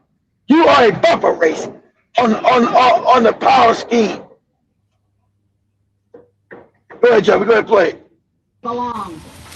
They can't act like, they come here to live and act like everybody else. Like everybody else did. It starts back there. And it don't bother me if I say it, and I don't care if everybody hears me. I think everybody here probably feels the same damn way I do. Openly racist. Thank you. Let's go back to wherever the fuck you come from, lady. Get in the back of the line like everybody else does. And be somebody. And that's the way I look. That's their behavior. I always want to jump in front of you with using the white privilege bullshit. Queue on the goddamn line. What you mean? Don't you see also? Did you come to buy stuff I came to steal? I also bought stuff like you. I'm paying like you. You're trying to act like you're the one who's doing the most, making the economy better. Come on. Yeah. You're nobodies. Just because you come from another country, it'll make you nobody. You're nobody. As far as I'm concerned. Probably on welfare. The taxpayers probably paid for all that stuff. Hey, welfare. You pay on welfare. We probably paid for every bit of that stuff. You know that? Probably all the food they get and everything else. I'm sorry, but that's the way I feel. It's okay. Speak English. You're in America. If you don't know it, learn it. Speak English. Learn it. Speak English. And I'm sorry that I'm that way, but you all need to realize you're not the only ones around here. Diva is a female version. Okay, all right. Not today's diva. Okay. Cue there. Go to the next. Yeah, go to the next one. So I lost a bunch of them. There you go. Watch this. Now we know this is Walmart. Watch this white lady. Leave people alone. You don't know me. I ain't no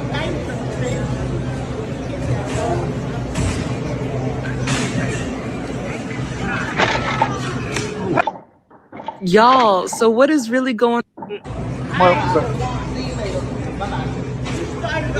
over there and go over there. You don't know me. I ain't no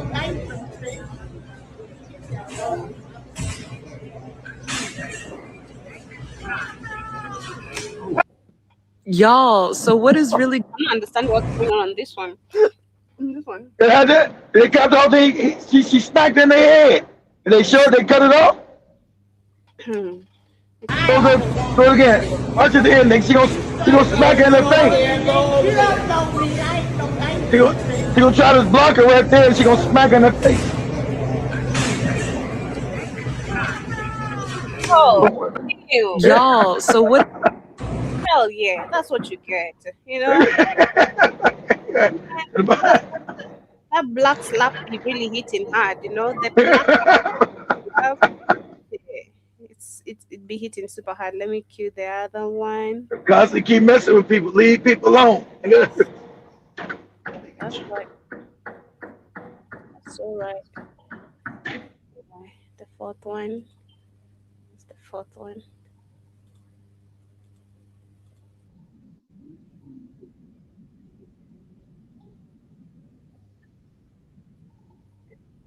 Is it See, this and that one? is that? Yeah. So okay, so that one right there shows again. I just wanted to put that one in there too. Shows again. So this is your good white people talking to you goopy Mexicans and Hispanics, telling you. And these are the liberal ones. So no difference in the conservative or the liberal, the Democrat or the Republican. They all want you people out.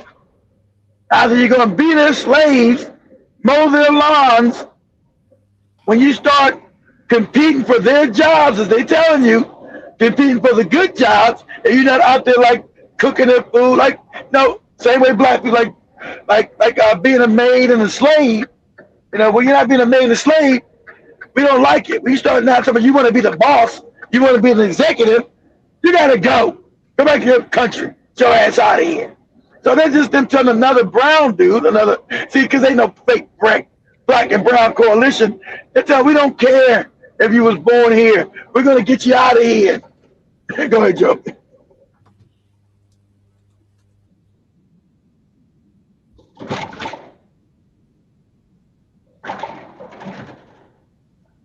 Oh, after the sound, no sound, Joe. Let me recue again. I hear you. Oh, okay. Why do you have brown skin? Yeah, U.S. citizens that voted. You're deporting yourself Why should I deport myself? because you're brown skin. I'm a You U.S. don't citizen, man. belong here. We don't want brown skin people here. That is one of the most racist thing a white liberal has ever said to me. That's right. Going with what the hell are you doing here? You That's right. That's right. should be back in Mexico. Why should I go back to Mexico? Because that's your country. Why is not my your country? This is not your country. You're not white. This brown skin, they don't want you. MAGA doesn't want Deported, you. whether you're a citizen or not. I'm gonna get deported. Even though you're a citizen. Probably Prepare me. before the end of the year. It's happening now. Before the end of the year, I'll be deported. Why do you think? Why do you think the dollar was failing? It's because Have brown skin. That's crazy. This is so crazy. Play it one more time, Joey. Yeah, they're being a. U.S. citizens that voted for You this. should be deporting yourself Why should I deport myself? because you're brown skin. I'm a You U.S. don't citizen, man. belong here. We don't want brown skin You're people going to here. get deported. That is one of the most racist thing a white liberal has ever said to me. That's right. Going with what the hell are you doing here? You should be back in Mexico. Why should I go back to Mexico? That's your Now remember that country. goofy. Why- Now why- pause that. Now pause that. Now remember all these. When Joey read those goofy Mexicans, Latinos, Hispanics, whatever you call it, the same thing, right?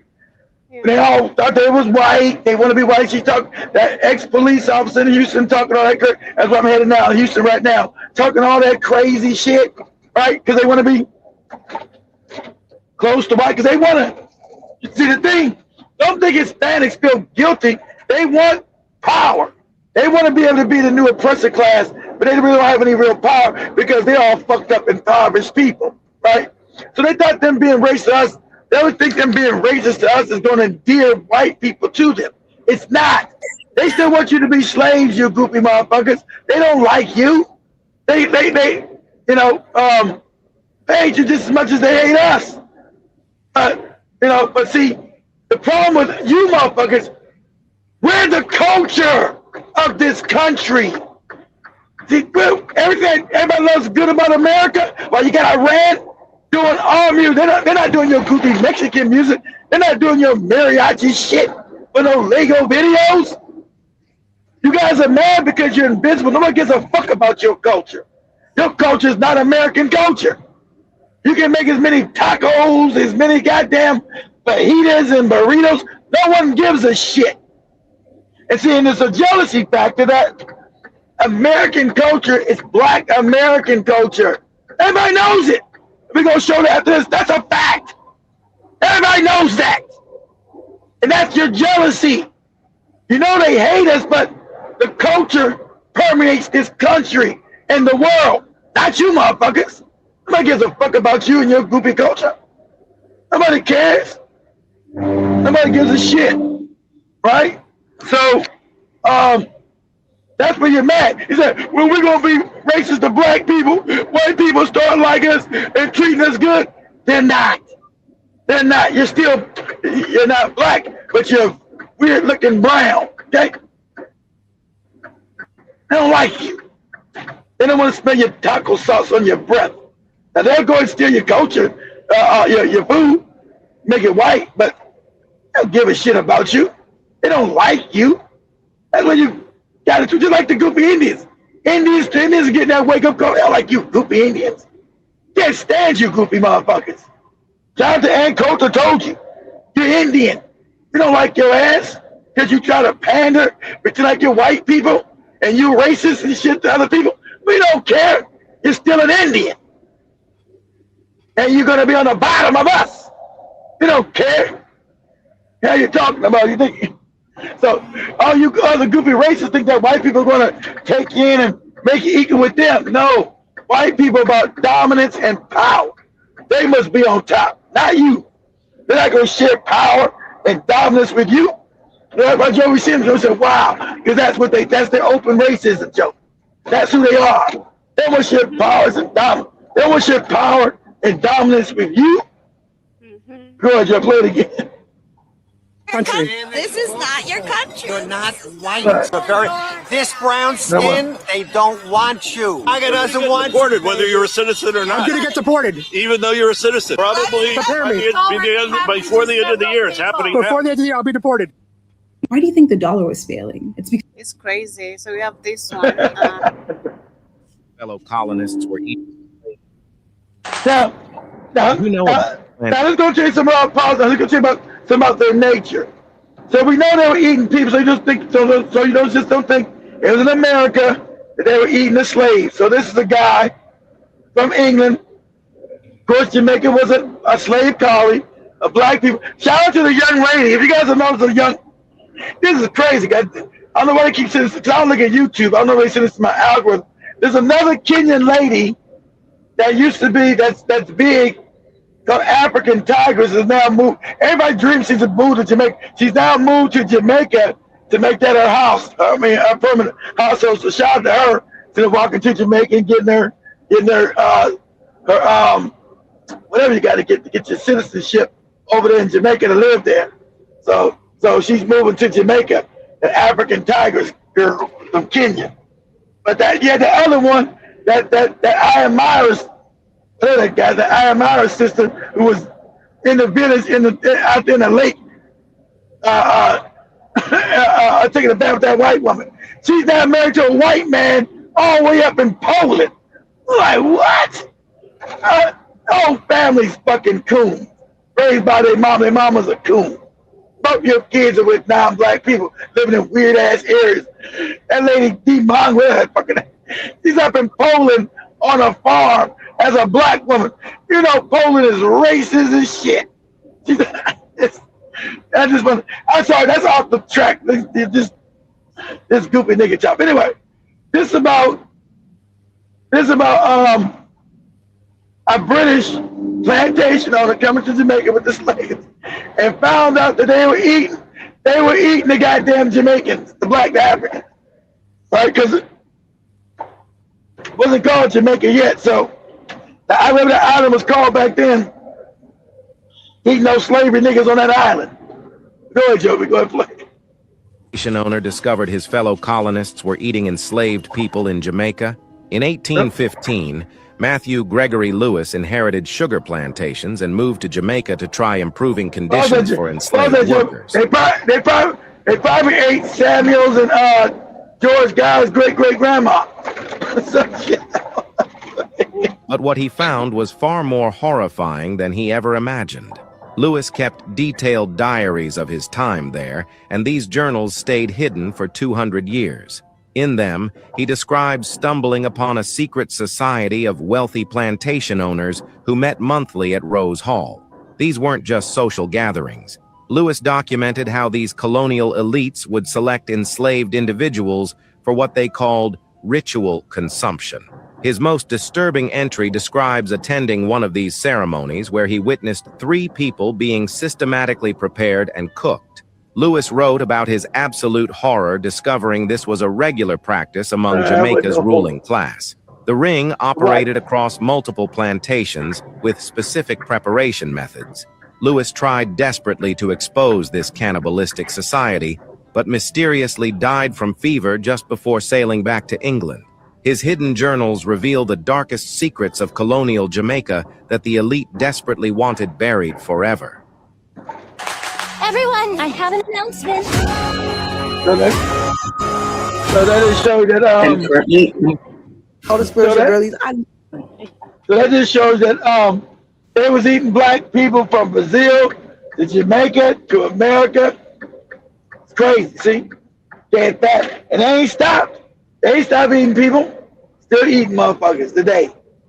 Find whole jawbones in your shit on purpose. Let me share this one. Go ahead, Jim. Leave black people alone, and I'm gonna tell you why. White society's obsession with black people isn't new, it's centuries old. If you think about slavery, colonialism, and exploitation, from the start, white wealth in America was built off the backs of black bodies. Sugar, cotton, tobacco, white wealth was built on black economics. It was a system where white people's very identity was shaped around controlling and owning and watching black bodies. But here's the wild contradiction in all of this, right? While trying to dehumanize us, white culture has always been obsessed with us, right?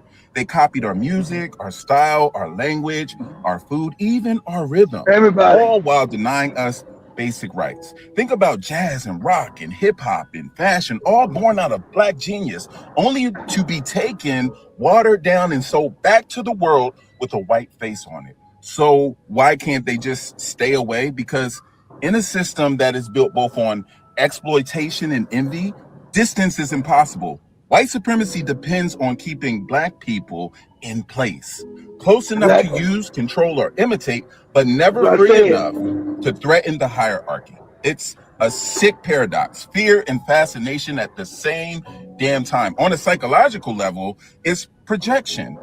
White folks will project their guilt, their fear, and their insecurities onto blackness, and then turn around and crave the very life, culture, and resilience they try to destroy. It's like they want the sauce, but not the struggle. Now, to be real, not every white person acts like this, but the system, the way whiteness has defined itself against blackness, makes it so this obsession keeps resurfacing.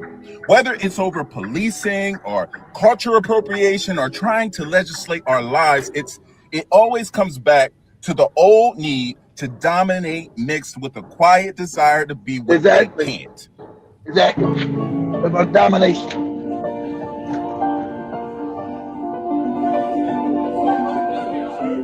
Everybody don't come mess up. I look at the white guy casting this. He don't come because he don't come smash it down. But he's jealous. What they do? It's called white rage. Yeah.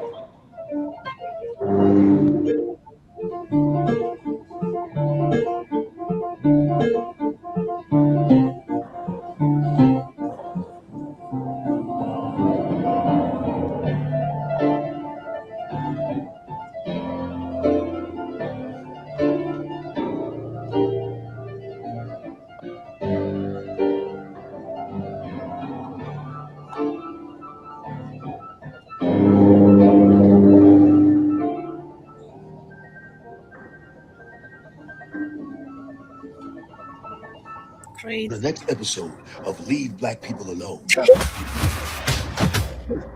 Now this video is one of those videos, you know, it's a black dude and he's surrounded by white folks. Yo, I love this video, yo. You know me, I love this one is cool. White folk come over to black people, you know it's gonna be a fight. And this one got really intense. Really I want to see the one with the kid. Oh, that's right. I showed one with the kid in school, but they tried to walk up on this little boy in school, you know, because they're packed at him. They got to fight you pack. But he went to beat one ass and said, yeah, I'll take all of you. You want some? You want some? White kids always want to cause trouble, try to dominate you. And black kid knocked out one of them, said, I'll take all you bastards on. Got away from his ass. Go ahead, Joe. Video, and I wanted to label it under this one so to trick you all that it's a group of older white people. I think it's two couples or whatever, and there's this black dude standing. He's facing them, and he's in the car. I guess he's in the car with his girl or whatever, and I guess they had eaten at this restaurant, and the brother paid for their meal. Oh, very nice. I'm good. I appreciate it. I appreciate that. I appreciate it. Man, he paid for their meal, and what they were doing, they stepped up to him because they were thanking him for how nice he was and blessing him. As you can see, the guys like, God bless you and your family. They're introducing themselves to each other. You're my goddamn angel. You're an angel. My name, I appreciate it. Man. And this brother was just he just made a really beautiful gesture, and What I'm happened? down with that. You know what I'm saying? I know sometimes you all be like, man, you always doing the thing about, white people getting beat up. Well, I'm saying I show those videos because you are with black people, and then when they beat you up, I have to count that as a win. But this was a really, really wonderful video, of a black I'm not paying for that these shit. white couples' meals. That's just humanity, man, and maybe, I don't know how these white folks are towards black people in general, but maybe, that ain't gonna change them. Just say thank you. That ain't gonna change shit. Like, like to believe a good deed. That's not gonna change. That's not gonna change their core. You can't guys keep thinking this it's behavior. No, it's who they are. That's why they're doing the same shit now. That's why it's 2026. Trying to take away your votes. Trying to keep you impoverished. So it ain't about the behavior. It's who they are. That's who they are to the core. They're rotten and evil. It is what it is. You keep thinking with black people globally, not even just America. Black people believe they were gonna love the evil out of white people. We're gonna love the evil out these motherfuckers. Black people always believe they can love the evil out of motherfuckers. You can't love the evil out of somebody. We say, Joe. How do you love the evil and hate out of someone? Doesn't even make That's what sense. Yeah, you gotta be. You can't, but black people do. We went to South Africa. These are our people. Even if they beat us in love, these are our white people. You see them hugging them all in Kenya, hugging them all in America. What do you mean? They try to love the evil out of them, and every time it bites them in the ass, show them kicking you in the head, beating you, doing evil shit to you. Delusion. You show them humanity, but it's never reciprocal on a wide scale. Okay, they give it back to him in just this, but nah. So if you go back to one of his videos, Joe, go to his channel, he's got a video. So if you can find a video with him talking about the young black high school kid. Right on his channel somewhere. Hey, go to the channel.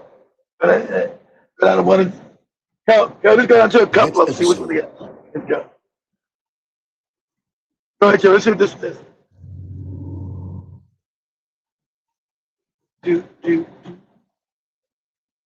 Oh, I'm asking, what is his name on his channel so I can find him? I don't think. You're on the channel right there, I guess. His name is Godfrey. They call it God, but I don't know what it's. But I'm, that might not be his channel name though. But he's called Godfrey. He's a comedian. He's a Nigerian. He's a Nigerian American. He's Nigerian. Called Godfrey. The FBAs have been coming for him. You ain't no American. Stop speaking for us. He's a Nigerian. Godfrey. Just say Godfrey says stop messing with black people. That's probably possible. There's a bunch of them. Yeah, this big of Greece has been very supportive, actually. Greece has been terrific. He's a terrific guy. He's terrific. He's fantastic. I think he's He does the best. He's second, so he does the best. Best impression. Yeah, he does impression. Some people don't really get along with Greece. I get along with him because he understands the importance of it. He's fantastic. Sometimes he's a little bit, he's a little bit annoying, but it's what it is. No, it's really nice. I love. On the next episode of Leave Black People Alone. Now, this is a wonderful video. It's pretty funny, though.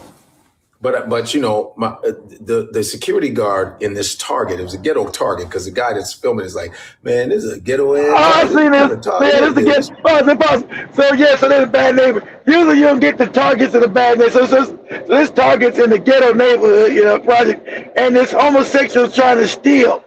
He's gonna end up getting away. Start going crazy. Right? Go ahead, Joey. It's the ghetto Target. I don't know what's going on today. This is the hood Target, twin. And the brother is, I think he's a little zesty, but it's funny as hell. He goes, "Stop playing with me! Stop playing with me! I'm sad." Security guard trying to get him because he's stealing shit in there. Like the homosexual guy stealing shit. Go ahead. Stop playing! This security guard, he's like opiate, like a redhead. He's like, "Come on now, relax. I gotta handcuff you." He's like, "Come on, stop it." He's like, "I gotta handcuff you with me." I said, "Leave me alone." All right. And he tries to run. The dude tackles him, but he's still escaping. He said, "I said, stop playing with me." And pew, runs up, spins out. Ha ha ha ha. It was. I'm glad that little security guard was trash. He around and found out. Didn't really get his ass whooped, but the escape was fantastic. "Stop playing with me." I loved it. He couldn't even handcuff him. He handcuffed him like one time on one arm. So he ran out with the handcuff. He's like, "Stop playing with me." With the handcuff. Yo, leave black people alone. Well, stop playing with me. He's stealing. Stop playing with me. Trying to lock his ass up for stealing. Stop playing with me. Some guy film that. All the hell's going on? I'm in the hood Target. It's the hood Target. It's the hood Target. Get the back. Stop playing. I don't fuck around in the hood. ATO Scoop. I don't know what's going on today. This is the hood Target, twin. Stop playing with me. Get out of here. Look. Listen. Stupid ass. Stop playing. Stupid ass. What you gonna do? You ain't gonna beat that boy. He out of there. You stupid ass boy. He got his shit. He stole that shit. I'm gone. What type of security they got? God damn. On the next episode of Leave Black People Alone. Now, this is a kind of an older video, and I don't think I've ever commented. That's what we already seen. We already seen that one, Joey. Go ahead. Meanwhile, back at racism headquarters, I really like this video. This video is great. It's self-explanatory. It has a white male, you know, when you see it, it's a white male sitting there and he's having you listen. And I would consider this guy an ally. You have to listen to it because it's fantastic. It's a voiceover of a man talking about why there is a voting act, the reason for it. And you let me know where the lie is. It's fantastic. Let's listen to it. I am so fucking tired of white men cosplaying the apocalypse. The only fucking reason why we needed the goddamn Voting Rights Act in the first place is because of white men. I don't care that you don't see the value in it. Neither did your great-grandfather. And that's the fucking reason we have it. Right. Don't change. It got passed in the fucking 60s. I am tired of it. I'm tired of pretending that the motherfuckers responsible for us needing it aren't alive. They're alive, and you call them grandma. So no, white boy, I don't care what the fuck you think about the goddamn Voting Rights Act. I don't care. I don't care what any white person thinks about it at all. Because the only reason we need any of this shit is because white people needed to be told in writing not to be awful. That's why. You guys don't like that part, but that's what laws are. They're telling you not to be a piece of shit. It's very weird that we have so many laws surrounding race because white men won't be better.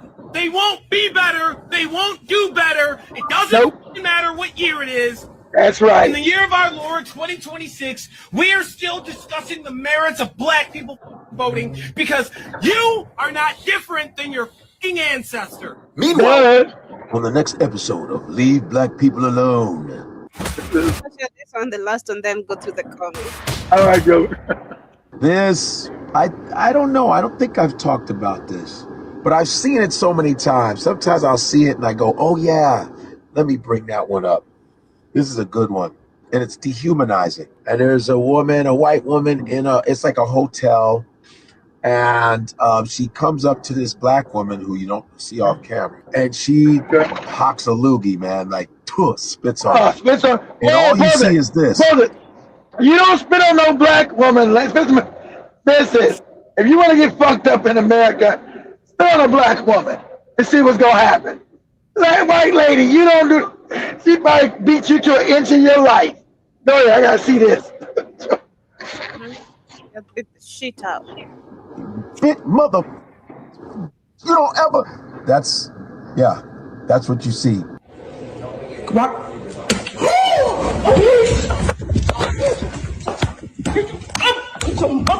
You don't fucking spit on people. Beat your motherfucking ass. Beat your motherfucking ass up in here. Just beating and talking. Beat your motherfucking ass up in here. That's what I said about that Kenyan guy when that white man spit on that police officer and threw his snot. Boy, couldn't be me. Couldn't be me. Oh my God. I'd have dragged. Man, you what? You put your stinking ass bodily fluids on me? Oh no. Go ahead. Spit on people, dehumanizing somebody. That's lower than low when you spit on somebody. I don't give a what happens to you at that point. You don't spit on people. You don't use your saliva in your mouth dirt. I call it mouth dirt to put on somebody. But you hate black people so much that that's how you feel. But that's you committing suicide right there. It's ridiculous. But man, she beat the brakes off this. Good job, miss. Good job. Beat the brakes so off her great. ass. When the phone shook, I go, oh, a job is being done. Don't you spit on me, you motherfucking. She was talking with every beat. Motherfucker, don't you spit on me. You get what you deserve. But as we get closer, that's right. You can read the comments. We had Darky says separate or continue to get stepped on. John Moscow says if they stand up, they arrest the black person first. Oh, always. You know it. Because you live in a system of white supremacy. They control the police. They control the courts. Exactly. Right? Yeah. White people got the complexion for the protection. Like just like in Africa. Don't be judging through the show. Oh, that's a white. Why are we so worried about the white person or the Indian? And they don't care about nobody black, exactly, because they're always going to prioritize somebody white or Indian over someone black, because that's the system globally that they set up, right?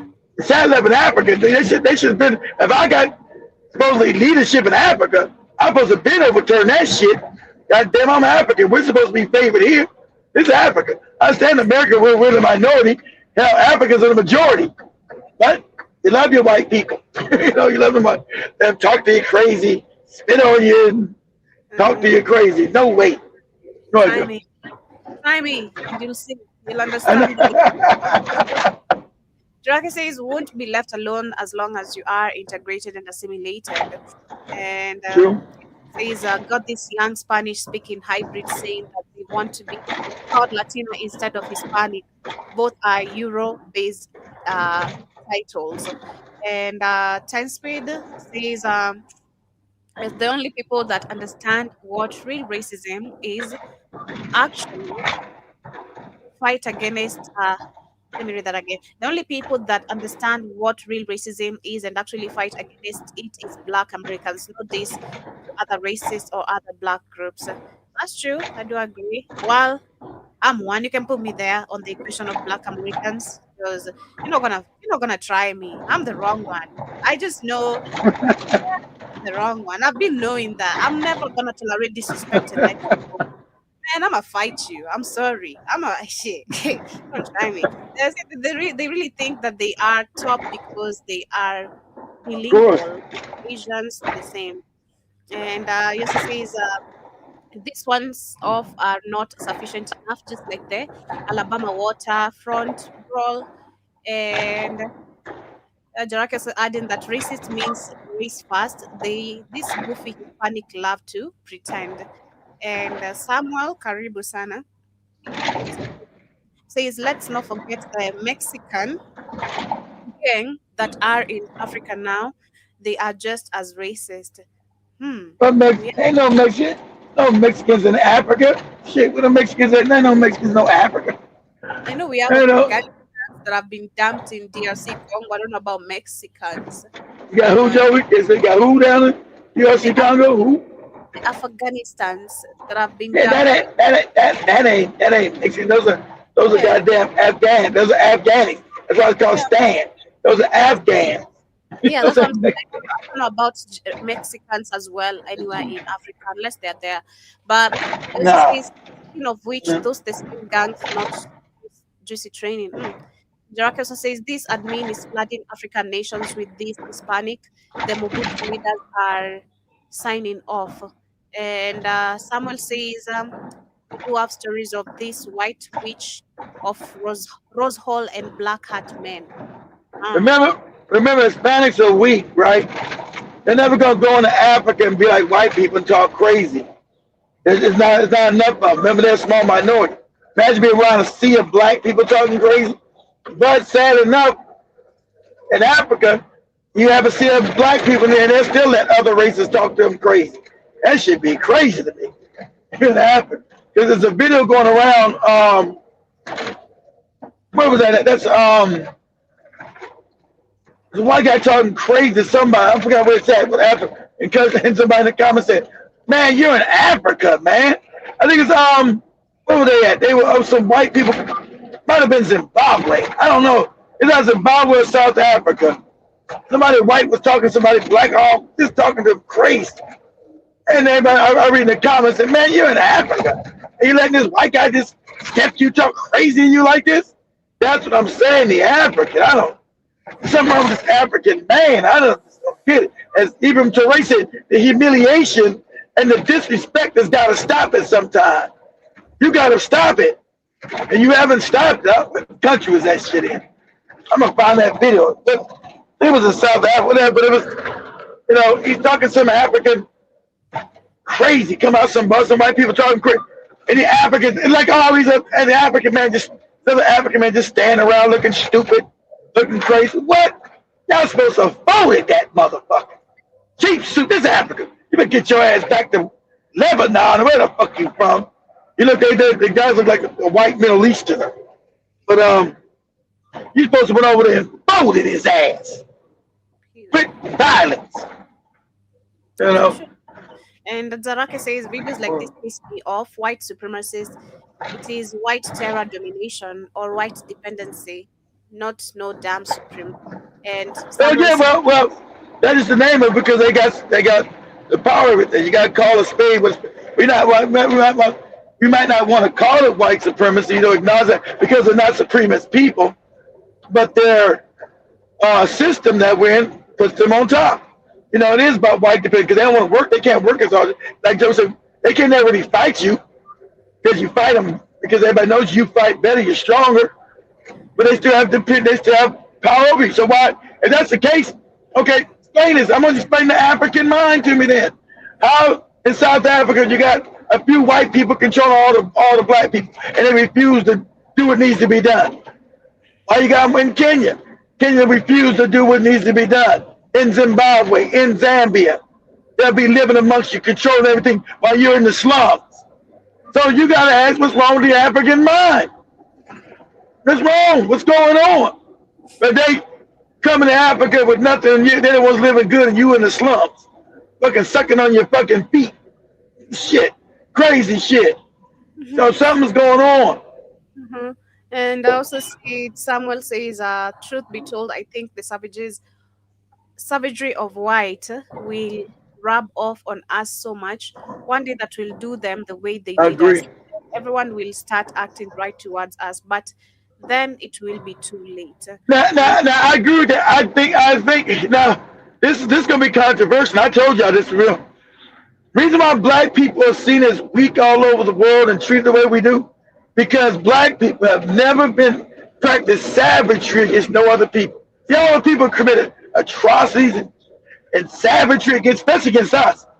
But there's nowhere where black people have just wiped out people or just been savage with people.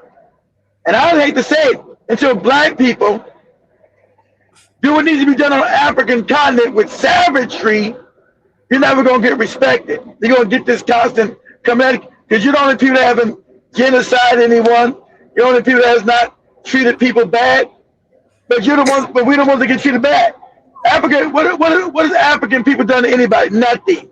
But everybody hates us and everybody against us, because we're the only race of people have not committed savagery. Chinese committed savagery. Japanese, Europeans, East Indians. They've all committed savagery. The Africans, none. Not on the mass level. So that's probably the respect we're talking about.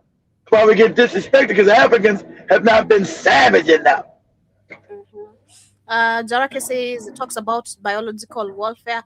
Adding that Yurugu being a Yurugu, I don't know what a Yurugu is. Kindly let me know. Is it a Kwere again, like the South African? A Yurugu is the same thing as a Muzungu, it's a white person. Oh, okay. Not a goddamn Kwere. Good. But yeah. Says that this will continue. Black lady will go back to that location and support that non-black business. I hope not. We gotta learn. Hey, you gotta have discipline not to support. How you gonna fund people that hate you? Keep giving people money and then use that money to hurt you, your community, and take over your continents and your countries and everything else. So you're right. So it's about to get some black solidarity, some black discipline. That's why the greatest fear on the planet, this ain't just white people, this is everybody. Greatest fear that black people will come together and unite. That's right. Pause it. Now I want you guys, because Brother Ray, but why do you think, I want you guys to use cover. Why do you always see on the internet, everywhere you go, on TikTok, Twitter, YouTube, it's always black division. Black people talking about other black people, whether in Jamaica, Africa, America. You don't see Chinese people talking about, there's Chinese people in Jamaica, there's Chinese people in goddamn America, Chinese people in China, Chinese people in Africa. But you don't see them fighting each other. You only see you don't see African people doing that. That's all you see. Why is that? It's always pushed out there. You don't see Indians. You got Indians in Jamaica, got Indians in America, Indians in Canada, Indians in Africa, Indians every fucking where. You see it, right? You see them talking online. You Indian, you from India. You Indian, you're from Kenya. You Indian, you Uganda. Only you see that shit with black people. And it's pushed. You know why? Because if you ever unite, you rule the world, stupid. They know that. That's why you don't see this amongst no other race of people but us. That's it. You don't find that strange? You don't find that weird?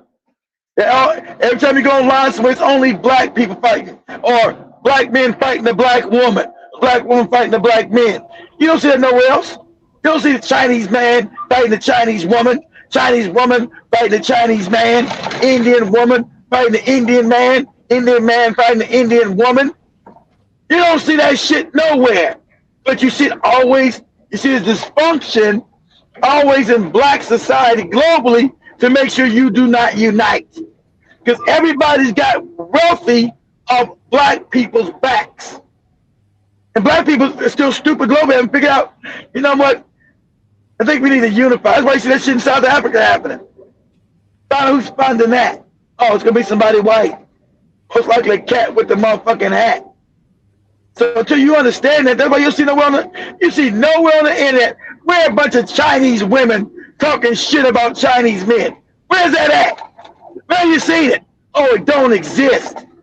Where you seen a bunch of Chinese men sitting up like hoes talking about goddamn Chinese women? You ain't never seen it. Who's the Kevin Samuels Chinese man? Who's the Kevin Samuels Indian man? They don't exist. So you got people with less power on the planet are the ones always fighting against each other, causing more division.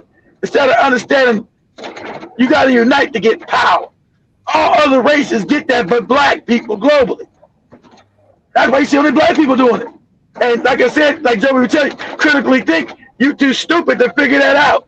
To critically think, say, damn, this seems. I only see black people fighting each other. I don't see Chinese men getting up on here talking about Chinese women. I don't see that ever. I don't see Chinese women talking about Chinese men. Say, these Chinese men ain't shit. Back up. I ain't never seen that.